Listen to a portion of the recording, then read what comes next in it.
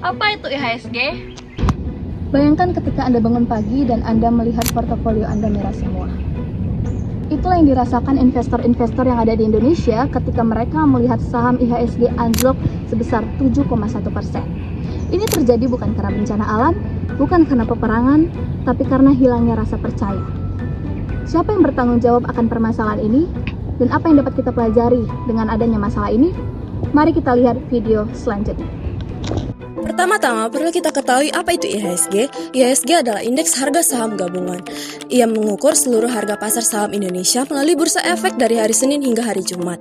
Mari kita bayangkan IHSG sebagai termometer nasional. Jika angkanya naik, maka harga pasar saham di Indonesia juga sedang baik.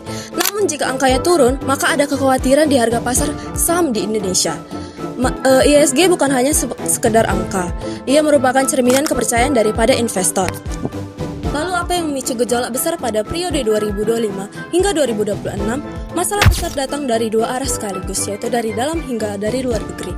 Dari dalam negeri, per 2025 Februari, defisit APBN naik sebesar 31,2 triliun, sedangkan pada tahun sebelumnya Indonesia masih mendapatkan surplus sebesar 26 triliun. Dari pasar global, Indonesia juga tidak baik-baik saja. Harga komoditas andalan turun secara signifikan. Hasil akhirnya yaitu nilai asing mengalir keluar, rupiah melemah dan tekanan terhadap IHSG semakin besar.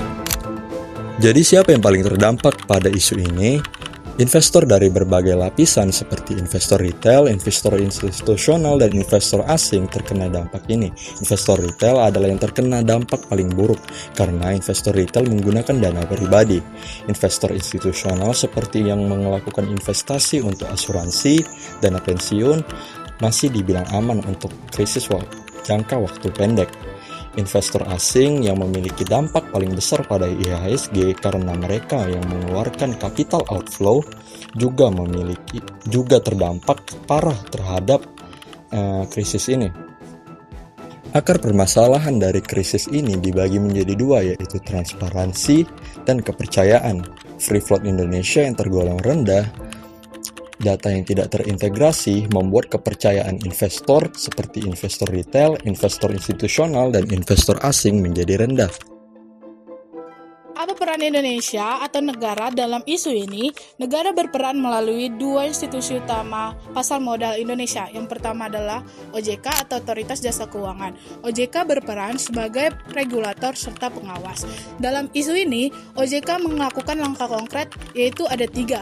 Yang pertama, menaikkan batas minimum free float yang awalnya 7,5% menjadi 15%. Lalu yang kedua, membuka data kepemilikan saham kepada lembaga indeks internasional seperti MSCI. Dan yang terakhir, ada memperketat kewajiban keterbukaan informasi bagi semua emiten. Lalu, OJK juga berperan dapat memberikan sanksi kepada pelanggar pasar modal Indonesia, yaitu seperti denda administratif, pembekuan izin, serta bisa adanya tindak pidana dari OJK kepada pelanggar pasar modal di Indonesia.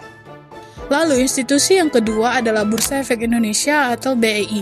BEI berfungsi menjaga stabilitas perdagangan. BEI menerapkan trading halt dalam kasus IHSG yang turun lebih dari 5% dalam waktu kurang dari 1 hari. BEI juga menerapkan sistem mekanisme auto rejection. Dan yang terakhir, BEI menerapkan suspensi perdagangan saham kepada pelaku pelanggar saham. IHSG bukan sekedar angka di layar monitor saja, tapi juga merupakan cerminan kepercayaan pada perusahaan yang kita percayakan pasar modalnya. Juga kemudian kepada regulator yang kita harapkan mampu memberikan keadilan, dan kepada negara yang kita harapkan kehadirannya ketika krisis datang. Kepercayaan sendiri itu dibangun melalui transparansi, kemudian melalui pengelolaan yang baik, dan adanya kepastian hukum. Melalui permasalahan IHSG ini, kita dapat mengambil kesimpulan bahwa turunnya pasar saham IHSG ini bukan sekedar ekonomi, tapi juga melalui kepercayaan, dan kepercayaan itu kita jaga bersama-sama melalui masyarakat, pelaku usaha, pelaku saham, dan melalui negara. Burung pipit, burung merpati. Sekian, terima kasih.